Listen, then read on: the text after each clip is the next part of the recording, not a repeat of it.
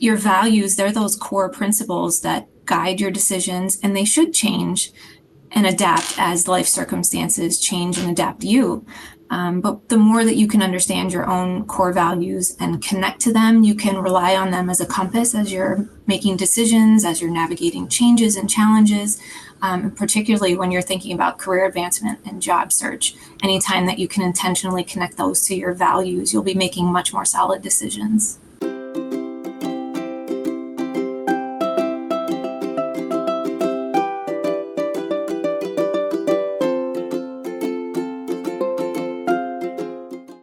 Okay, we are live. So thanks everybody for tuning in. My name is Jeff Kozlowski. I am a senior marketing strategist here at SMD, supporting our graduate education and postdoctoral affairs. It's nice to be back on LinkedIn, actually live. I know we've done the last couple have been live streams, but the conversations have been pre-recorded. So it's nice to actually be like live again.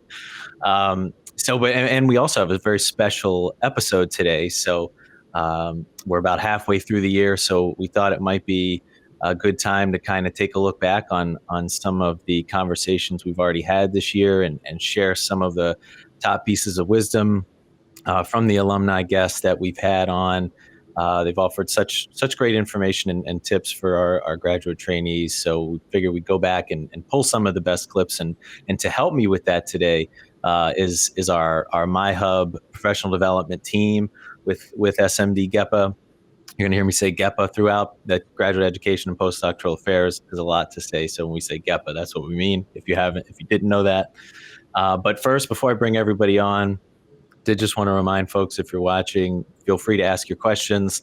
We're monitoring the chat, so if anything comes through, we'll be happy to answer. However, if you're unable to make the live event, this will be available on demand as a recording on our LinkedIn page right after we click the end stream button here. And if you do think of questions after this ends, you can always post them in the comments section of the video. We're always monitoring our channels and would love to get back to you. And last thing I want to mention before I bring on our guests, if you see this QR code up here in the top left-hand corner, that will take you to previous episodes of our podcast, The Next Steps. So you can go back and check out. I think we've got 15 episodes now with different alumni who've graduated from various programs, doing all kinds of different things in their career. So definitely check those out. Now, without further ado, let me get rid of myself full screen and bring on all of our guests. Hello, everybody. This is the part where we kind of have to act like we haven't seen each other for the last 15 minutes. Hi, how's it going? Hi, everyone. I do want to just go around and have everybody introduce themselves. I mentioned that we have the myHub group on.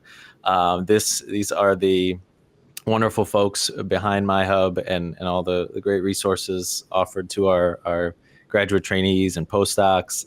So, Eric, if you wouldn't mind kicking us off. Well, hello, everyone. My name is Eric Vaughn.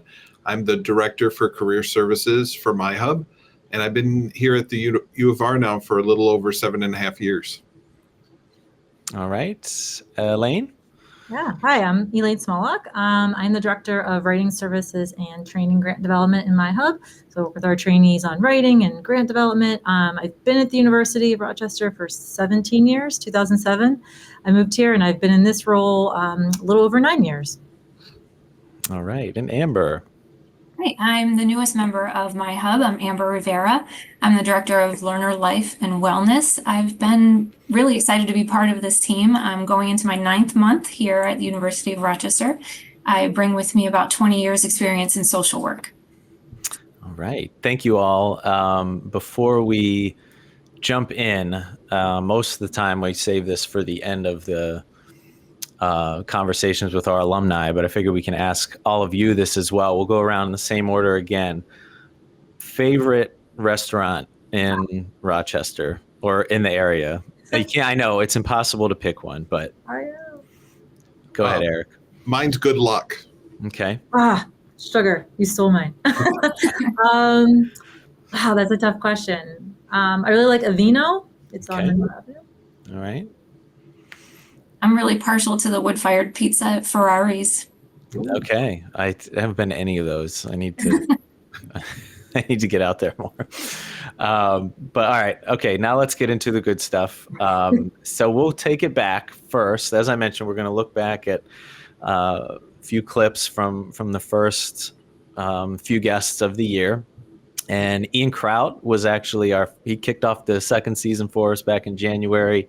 He is a 2022 graduate of our toxicology program, currently a postdoc fellow at Emory University School of Medicine. Also, I think newly an adjunct professor at Morehouse College down there in Atlanta. So Ian, during his episode, talked a lot about just life as a postdoc at Emory, why he chose to pursue that career, and what were some of the key steps he took before sort of identifying the right opportunity. And that's what he talks about more in this clip. So let's take a look.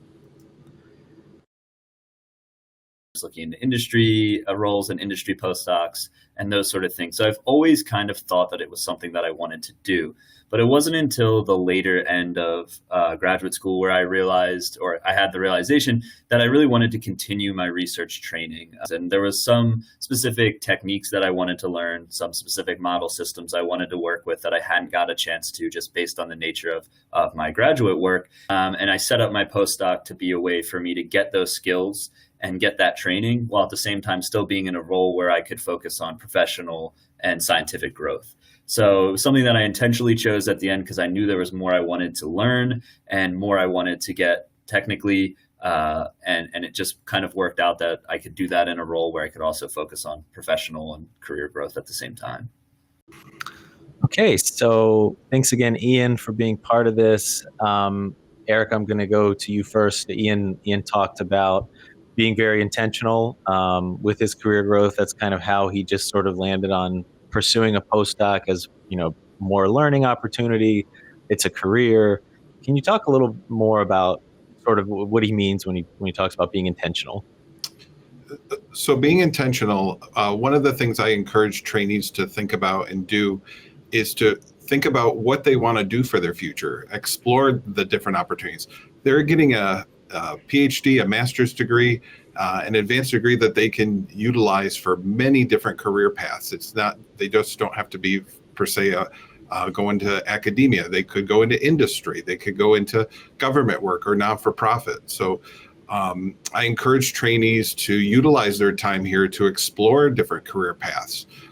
We offer a lot of opportunities for them to connect with alumni through career stories. So encouraging them to broaden their network while they're here, and also to, explore careers beyond just, the research that they're doing, potentially do an internship opportunity or a job shadow.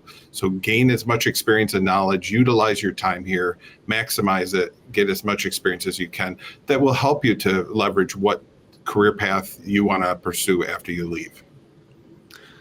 Yeah, I know. I remember Ian in his in the episode talked a lot about, the way he took advantage of, I think, those career stories events. He helped put together a group, You Are Thinkers, that we have to get people talking about communicating in science, and just the networking that came from that. I'm sure just all the learning, I'm sure was super beneficial. All right. So next, we want to look at this clip from Nazish Jeffrey. She is a 2021 graduate of biochemistry and molecular biology. She is now a bioeconomy policy manager at the Federation of American Scientists. So if you're interested in going into science policy work, again, check out, you can scan the QR code and go check out her episode. So, this clip, I want to touch on a couple things she talked about in the episode. She did hit on not only the field of being in science policy and what it was like sort of breaking into that, but she dealt with a lot of rejection because she was applying for jobs that she found she didn't necessarily have the right experience for yet, and was in this position where she had to take a job knowing it wasn't exactly what she wanted, but knew it could be a learning opportunity, sort of a stepping stone, and get her the experience she needed to then kind of be in a position to kind of put her resume at the top of the pile and maybe some jobs she was really looking for. So this clip, you'll see she was kind of just talking about,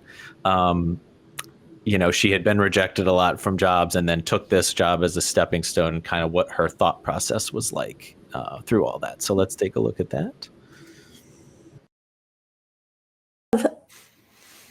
Going back to your original plan, being like, this is what my end goal is. Maybe there's a few more steps along the way before I have to get to that end goal, and kind of reevaluating, what are your top priorities? My top priority was I needed to get a job. That meant I needed to shift my thinking and being like, okay, maybe there's value in industry. And then, doing some Google searches about, and there's postdoc forums and there's other forums from individuals that talk about, industry is not so bad. It at least gives you a paycheck, right? But it also provides the opportunity and the stability for you to explore different avenues that can help you pursue your other passions. And that's exactly what's happened. Sometimes you just need a job. It pays the bills. So I'll come back to sort of that particular quote there. But again, I mentioned she did talk about pushing through rejection. And I know that's something everybody struggles with. And I'm sure graduates, trainees, going into competitive fields, and I'm sure it is common, but again, anybody looking for jobs has gone through rejection, and it can weigh you down. It can be hard to getting a bunch of no's back to back to back, it seems like. So, Amber, can you touch on just what to remember, what trainees can think about or do when they're kind of going through that, unfortunately, that rejection process? Yeah, self-talk is a huge thing to pay attention to during these rough times when you're facing rejection. I love Nazish. She does some really great cognitive reframing here, which is so important for not getting stuck and having narrow and rigid ways of thinking. She was able to have this internal conversation with herself that really reframed the way that she was thinking about all of those setbacks and all of those rejections. And then it really opened herself up to different ways of thinking and new opportunities and new potential. Rigid thinking is going to limit you. It's going to cause you to cut yourself off from potential and opportunities. I love how she said that the end goal can stay the same, but the steps to get there can look different. So again, some more of that cognitive reframing that she's modeling so well for us here, that it's okay to allow the path that you're on to change and adapt as you go along. But how you speak to yourself during this time is so important. Not telling yourself that you're failing, but that you're adapting, which leads to greater resilience and growth. And those are strengths. And you can hear how Nazish approaches this with herself. She kind of gives herself space and compassion, allows herself to refocus on what her top priorities are. And she allows herself some grace and flexibility in the way that she's going to get there. Yeah, I think it is. I'm sure it's hard to get there, but I think we all deserve a little grace. And I know other alums have sort of talked about that you never know what goes into a rejection. It's not necessarily you. It just may be other circumstances that are totally out of your control. But thanks Amber for all that. And Eric, I do want to touch on quickly then what she talked about around, then she took this job, kind of knowing that it would be just something that helped her get to the next thing. And that it was hard to accept, but again, through that self-talk, it was okay. It was going to be a learning experience. Can you talk about that and how it's important for trainees to maybe understand that, sometimes you have to take a job like that? Yeah, and for her, she hopefully learned the skills she wants to maybe pursue that other position in the near future. And I tell trainees, don't get discouraged. You can always apply again in the future for that same position or another position at the same company. You're not totally disqualified forever. There's sometimes somebody might just have a little bit more experience, and you gaining that experience might make you the best candidate for the next time around. But also with this position, the position she got, she was able to probably network with new individuals that, and expand her network, but also to learn other new skills that she could deliver for future positions she might want to work. All right, let's check out our next clip. So Brenda Santiago Narvaez, who was actually here a couple months ago, I think, for some events here in Rochester. She is a 2012 microbiology and immunology graduate, now assistant professor of biology at Rollins College. I do just want to navigate to her episode summary real quick, just to kind of give you an idea of what all she talked about. So she did, she is from Puerto Rico, so she talks a lot about her journey from Puerto Rico to Rochester, how she got here, why she decided to pursue teaching, and how mentors had a big impact on her journey, and how she's now sort of giving back as a mentor in her space and all the things she's doing down at Rollins College in Florida. Again, you can scan the QR code and check that out. She's also, she is like, I think I told her in our interview, she's like a GEPA all-star. She did a PhD program, but she also completed the prep program, Summer Scholars, which I know Elaine loves, and again, worked her way to professor of biology at Rollins College. So let's hear from Brenda in this particular clip. Let me pull up my notes here. She is talking about nonlinear career paths. So, I think a lot of folks see their career going one way, in a particular order, A, B, C, D, E, F, G, all the way to Z. You'll hear Brenda talk about, I think she went from A to D, back to B, and how, that's actually probably more normally how things go. So let's listen to Brenda. I just like to tell my students, because I do so much advising, I have students that come into my office and they have questions about their career and they have concerns about where they are currently and whether or not they can do what they want to do 4 or 5 years down the line. One thing that I will say, right, is that the person that you see, me right now, you see me and you're like, oh, she's an associate professor, she's successful, she has a teaching job, is doing research, she's doing all the things. But we sort of forget that individual had their own path to get to where they are, and everyone's path is different. So I think we equate success by being able to do A, B, and C all in a perfect line, no problems, nothing that deviates you from the path, that it's basically an easy shot from A to whatever you want to do at the end. And what I want to say is that that's really not the case. Everybody has their own journey. Maybe you go from A to D and then you go back to C. And again, the path doesn't have to be linear, but if you are persistent and that if you're committed to doing something and you're passionate about it and you work hard to develop the skills that you need to succeed, then it's definitely possible. So, and I feel like I'm a testament to that. So again, what you see may not always reflect the hard work that goes into that. And again, not everyone has a direct path from undergrad to grad school to the job, but many of us have had what we would call an alternative path to getting there, and we've still been able to do it. So I think that's important. Okay, thanks again to Brenda. Elaine, I know you've had the opportunity to work with her over the last couple months, but can you kind of elaborate on what she's talking about there and talk about, nonlinear career paths and how that's kind of typically the case? Yeah, and it's personal too. It resonates with me because I think Brenda, when she was here, she and I shared a lot about how we thought we were going somewhere and kind of ended up somewhere else. But yeah, I think when you're a grad student, you come in with this mindset, like, I need to end up right where I'm supposed to end up. And I think what Amber said too about, reframing is important because you can't be so rigid. There has to be some flexibility in that and giving yourself the time and the grace of like, okay, maybe I'm going to go over here and explore this, or understanding that there is something else out there that might inform or actually better your chances to get to the step that you want to get to. And I think with Brenda Lee's, what was great when she came to talk to our scholars, and she did 3 seminars for us, so she was really well used here. And she really did give back in such a generous way. But she told our scholars, like, especially those who want to teach, which has always been something Brenda Lee's has been passionate about. And a lot of our scholars are interested in that, but don't see that as a direct path.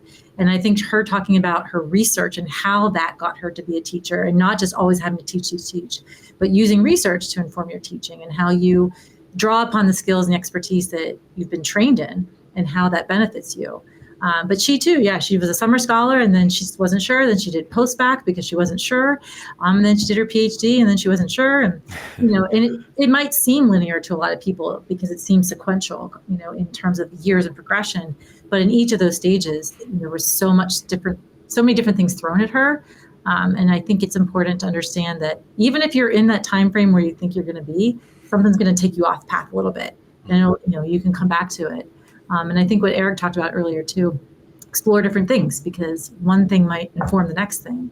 And I think Brenda Lee's is a crazy great example of that. So we're very, very glad to have her come back and talk to our scholars.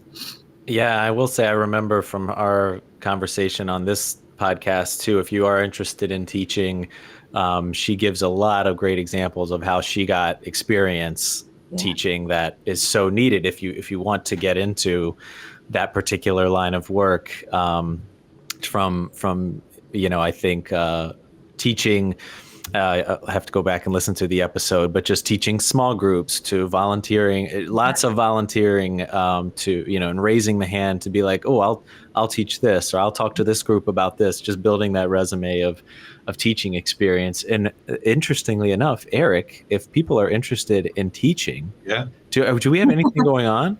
Yeah, we have a 2-day teaching retreat in August, on August 6th and 7th.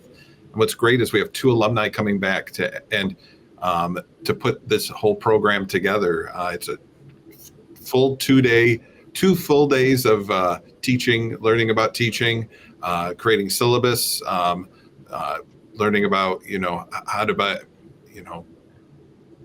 basically manage a class, creating, an active learning environment. So, and it's open to 30 trainees, grad students and postdocs to participate. So if you want to register, check out the myHub website for more details. We'll try to drop the link in here soon. And I know you were close to capacity soon, right? So maybe only a couple more spots. Yep. Okay. So if you want to register soon. Because exactly. Once we hit that 30, it's closed. Yep. Okay, so a couple more clips here. Jamie Butler is next. I think these next couple clips are a couple minutes long, so bear with us here, but wanted to include these sort of raw clips.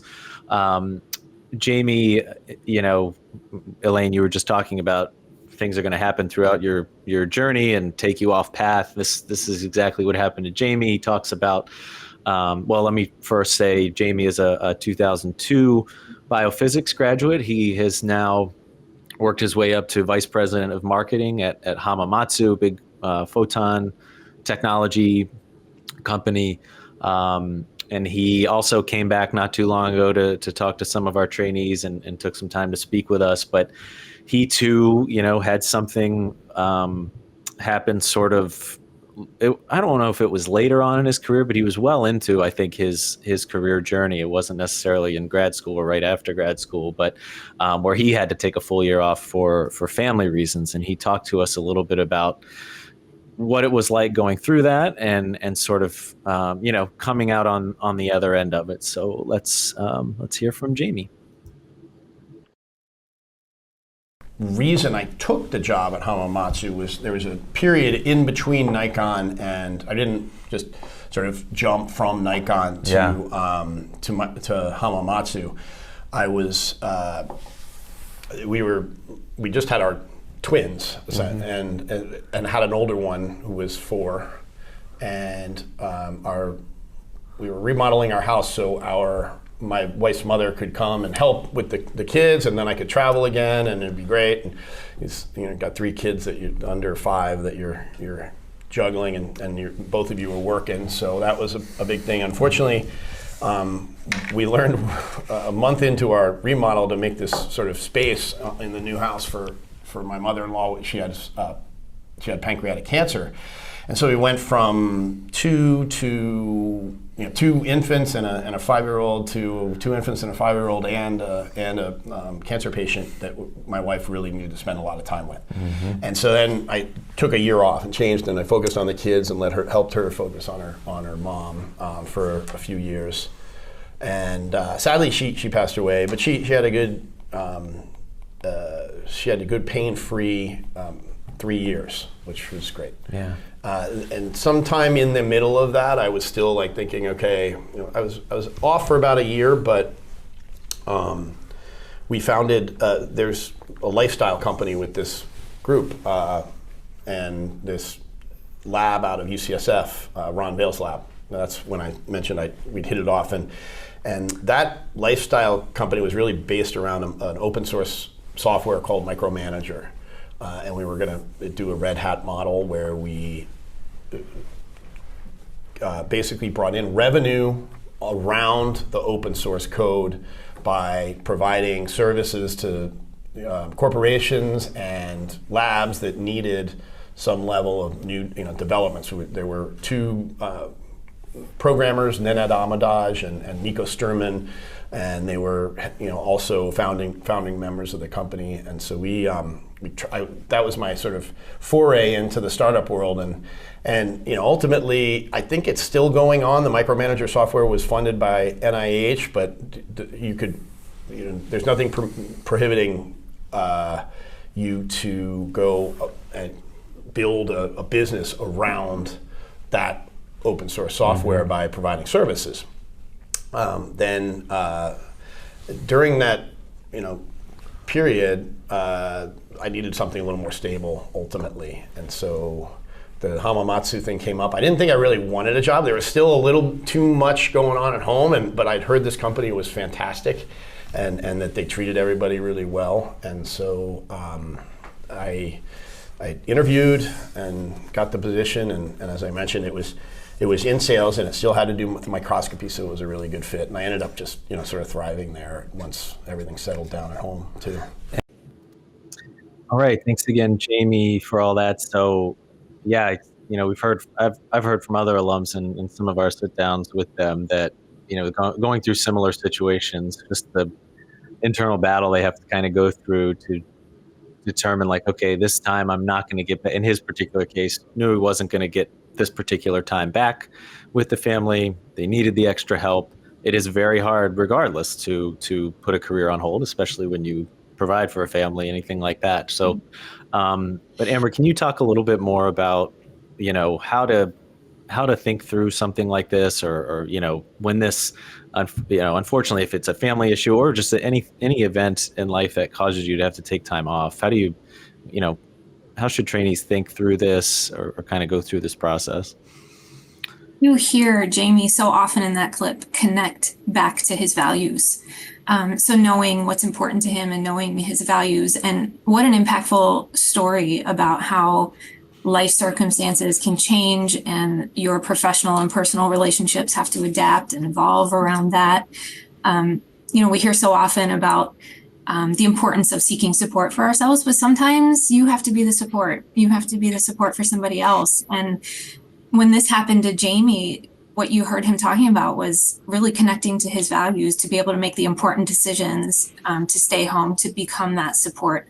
It sounded like his values at that time were family, stability, being able to provide good end-of-life care for his mother-in-law.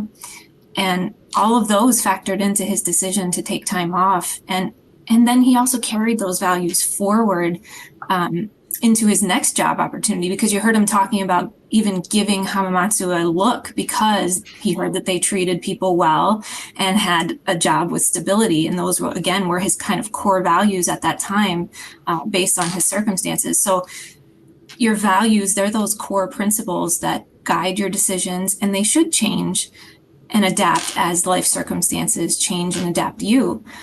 But the more that you can understand your own core values and connect to them, you can rely on them as a compass as you're making decisions, as you're navigating changes and challenges, particularly when you're thinking about career advancement and job search. Anytime that you can intentionally connect those to your values, you'll be making much more solid decisions. Yeah. And I just kind of thought of another question. Maybe Erica or Elaine can jump in. So if somebody has gone through had to go through a break of some sort from the workforce, what sort of things can they think about to best sort of like, reintegrate or kind of insert themselves back in addition to like what Amber was talking about, understanding their values? What other kind of, sort of strategies can they use to set themselves up to sort of reintegrate back into the workforce, address this kind of thing on a resume? Eric, I think, people probably come to you talking about gaps in resumes sometimes. Can you talk a little bit about that kind of stuff? Yeah, I'm happy to. So the one thing I would always encourage, like any trainees and alumni, if they want to get back into the workforce, is to, one, connect with the individual, their networks, so their previous or current mentors, individuals within their connections that they've made on LinkedIn, especially in the career paths that they're interested in. Those individuals can give them an update on what opportunities are out there. They could also maybe even refer them, or they may even have opportunities for that individual to apply to. So, and when, on a cover letter, they could, mention that they had to take some time away for family, and they're returning into the workforce, and what skills and experiences that they bring for those positions. So always tailoring, the application to your experiences and what you have. But the other thing there was one other piece I was going to mention. Now it slipped my mind. I'll let Elaine, and then I'll bring that one back up if I can remember. Yeah. Anything, Elaine? Yeah, I mean, I could just add, and maybe more from the perspective of what I work with, or summer scholars, to go back to that. A lot of them will say, some of them come back, or my post-bac, they were coming back, or they're taking a gap year, and they've done so because there's either a personal reason, or maybe there was something deficient in their application, in this case, maybe a CV. It's okay to maybe, I don't want to say highlight, but if you point out why you took a break, but then quickly turn it into a positive, right? Like, I had to do this, but in that time, I took the opportunity to attend these workshops, or I did this type of exploration, and this is what I learned, and so you kind of take that break and sell it for the value, the experience that you had during it, so that it doesn't look like you lost any time, or that you're not prepared to go back, right? But it is hard, and I think it's harder in academia sometimes to go back, because there's these expectations, like you haven't published, you haven't been presenting, you haven't been in the network. But I think Eric brought up, stay active on LinkedIn. I think if you can communicate with people there and maybe have conversations and stay active in that world, you've continued your network that way. So I think it's easier now than it used to be. But yeah, you still have to be active with it. There's definitely opportunity to still be present in the community that you want to be in. Mm-hmm. Elaine read my mind, because that's exactly the direction I was going to go. And there's so many great free courses now online. If you need to take time away, like, take some time for yourself and do some professional development. So, yeah. Awesome. Great stuff there. And if you want to check out Jamie's full episode, we talk sort of about how he became interested in tech through his work in graduate school. He actually started his career in sales, which is very different from what we typically hear from our trainees. And then, of course, taking a year off for personal reasons, and ultimately working his way up to his current position. So definitely check out that conversation. Last but not least, Stefan Bird, who was just here not too long ago in town here in Rochester. He joined us for the latest episode, and he talked just kind kind of his career journey in general, transitioning from a technical role to more strategic development, and advice to trainees exploring a career in regulatory affairs. So he's a 1995 pathology graduate, now works for a company called TÜV Süd. They're based out of Germany. He's their director of strategic business development.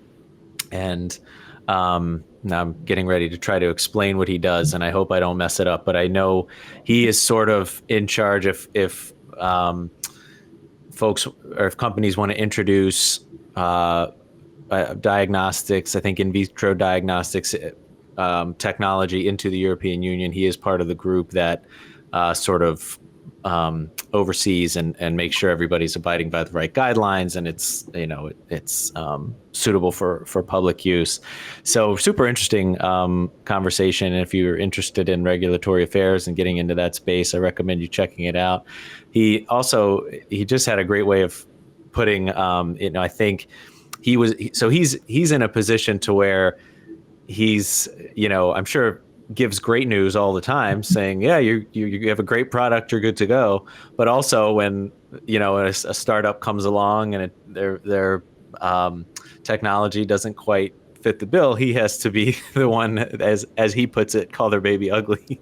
And having the confidence to do that can be very hard. And I think he was, coming out of graduate school, he was in more of a technical role, but was introduced to that world, I think, very early in having to have those difficult conversations. So he talks about being confident in this clip. So I think it's a couple minutes and we'll talk about it when he's done. So here's Stefan. It's kind of important to have a fair level of confidence in your competence. And I know that's really something that a lot of people struggle with, especially people that are just coming out of, I've finished my education, I've been the person receiving knowledge. Now all of a sudden, I got to be the person who has the knowledge and does something with it. You have to keep in mind, you make the decision primarily whether a device is going to be safe and effective. Mm-hmm. Right? So you have to be sufficiently confident in your technical knowledge to say, okay, I understand this device well enough to know that the data that the manufacturer has presented is adequate to demonstrate the safety and efficiency, effectiveness of the device. And even for me initially, I was going to not ask. just even for me, but I think maybe for everybody initially, that's the part that's most difficult. Understanding the device and reading the data and all that, easy. But then saying, would I feel comfortable if this device was used on one of my loved ones, right? That's my litmus test. Okay. Right? So, and if the answer to that is no, you have to be confident enough to say, you know what, you don't have sufficient data. And that is actually pretty hard because, especially if it's a startup, they have a project that they think is really cool. Now you've called their baby ugly. Yeah. And you have to, aside from the hard technical skills, you have to develop a lot of soft skills, right, to be able to convey those messages in a way that, that they're received well, and that, you're impacting people's livelihoods sometimes too. So. Okay, thank you, Stefan. And yeah, having that kind of confidence is hard, even for, I'm sure, people that have been in a career a very long time. When you get in a room with peers and you're expressing an opinion, it can be tough, anyways, in general. But Elaine, can we? Is there anything we can do, or trainees can do, to know that they, have that confidence in their knowledge and expertise? Yeah. I mean, it's really difficult, right? The imposter syndrome thing is real. And I think it's important for trainees to realize that goes from day one when you get into graduate school all the way through. I mean, I tell my students too, like there are days that I feel like an imposter, right? If I'm talking on a subject that I've never talked about before and somebody's asked me to present, you do your best. And I think he talked about looking at the data, right? So in cases like this, where you're in a very technical space and you're trying to sell or propose the value of a project, right? If the data is there and the evidence is there, be confident that in what you've gained for that. But yeah, I mean, it's a very difficult thing to teach. But I think, again, your network, if you're talking to a peer who might be, discuss it with other people, because you're not the only one going through it. That's the thing. Mm-hmm. I also like how he talked about, if you would use this product on a loved one, or would you trust this with somebody else? And I think it goes beyond the product. Like, would you trust the advice you're giving to somebody else? Would you give this to, your brother, your mother, right? Like that, I think that's true in just research in general. Like if you're doing an experiment, even though it feels like you're just in a little test tube and you're doing something, do you believe in the value of this? And if you have been rigorous and gone through it, try to exude that confidence. It takes time though. I think presenting and having opportunities to present more and more and talking about it. So I do a lot of practice interviews and mock interviews with my students, as well as practice presentations. Right? So the more you get used to saying something, the more comfortable you are with it, you'll naturally have more confidence when you're talking about that topic or product or whatever it would be. So I think being communicative as much as possible is helpful, but it is hard. Anyone who's listening, we all struggle with it. It doesn't matter what stage you are in your life, you're going to struggle with that confidence. Just know you're not alone.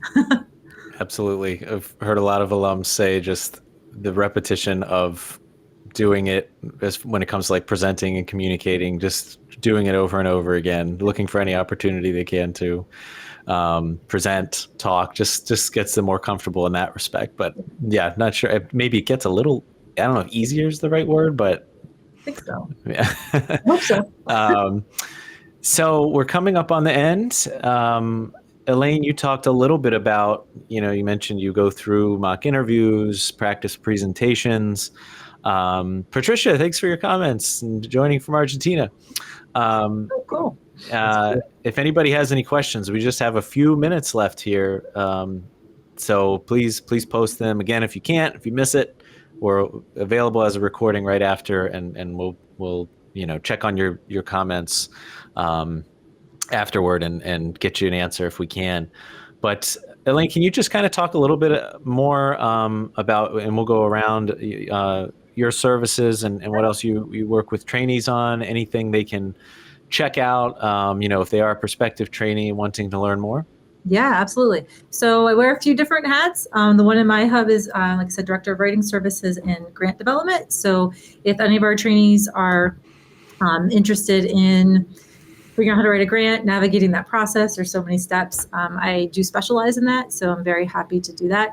For our current trainees, and that means both our PhD students and our postdocs, we do run grant writing clubs, and there'll be another one coming up in the winter. So you're welcome to attend those, as well as we've created some learning modules and some micro learning resources for you all that will be available on our myHub website.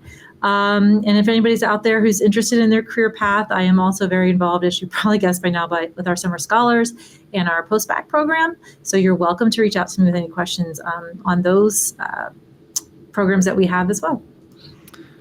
Awesome. And Amber, we'll go to you next. You're the kind of, like you mentioned, newest member of the team. Your position is newer as well. So if people aren't, or wondering what the Director of Learner Life and Wellness can help them with, what you work with trainees on, can you talk a little more about that? Sure, I'd be happy to. Learner Life and Wellness, on the Learner Life side, trainees will see me around during orientations, commencements, things like that. So orientations for incoming graduate students, orientations for postdocs. As far as wellness, I'm here as a support for any of our trainees. So that is the biggest role. And so sometimes support looks like a trainee coming in and having a meeting with me, I'm an impartial person that can listen and talk to you about whatever is going on. I have no connection to labs or course instructors or anything like that. And it's an opportunity for a trainee to just come in and receive some support in whatever challenge that they're facing, as well as connections to resources on campus. So sometimes that can be a meeting with me one-on-one. Sometimes it can be a phone call or just an email asking for some resources. And it can range all the way to the care network. So whenever a referral comes through from the care network for a student, a trainee from SMD, that now comes to me in this role. So that what's really nice about that is it's not a stranger, it's not somebody from across campus who's responding to those care reports. It's hopefully a familiar face as the trainees become more familiar with me in this role.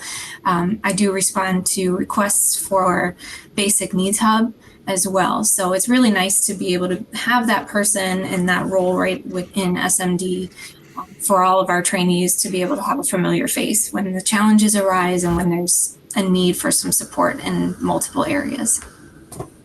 All right. And Eric, certainly last but certainly not least, can you talk a little bit more, we've hit on it throughout, but how you work with our trainees and the events you have going on? Sure. So I can help you, trainees, also alumni, with any career service needs. So anything from writing a CV, I helped a trainee this morning work on their CV, to career exploration, to job search. I helped somebody do a mock interview today.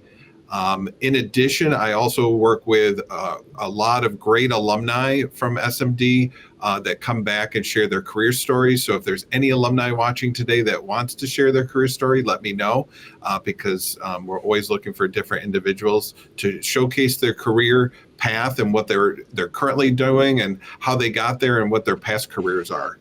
And one of the other great things at myHub, in addition to Elaine's modules, we also have myHub career exploration modules that trainees can utilize here, and also be able to access funding once they complete the modules for internship opportunities and job shadowing opportunities.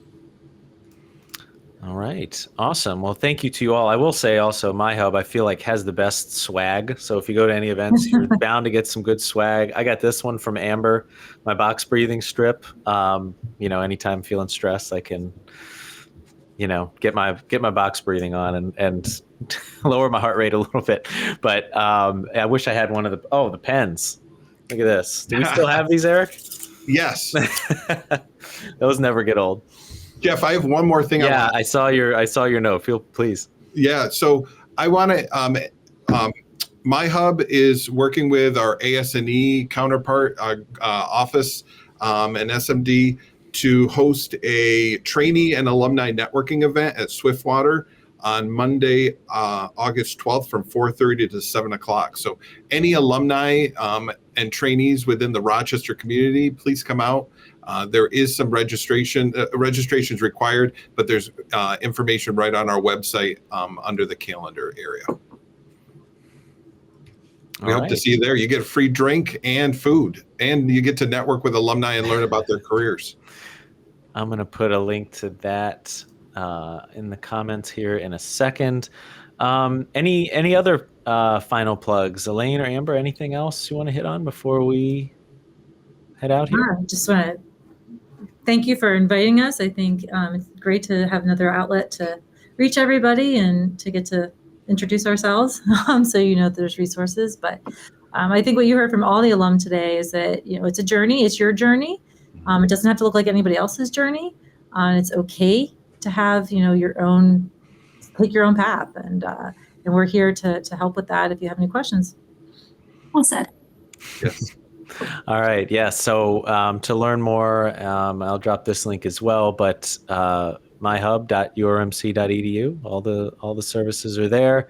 Thank you guys again. Really, really appreciate you joining us. It was a great episode. Lots of great info, and hope our trainees got a lot from it.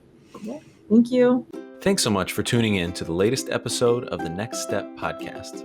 If you liked what you heard, Please share with other members of the University of Rochester community or anyone you think could benefit from these career stories. And we wish you nothing but the best in your own career journey. Until next time.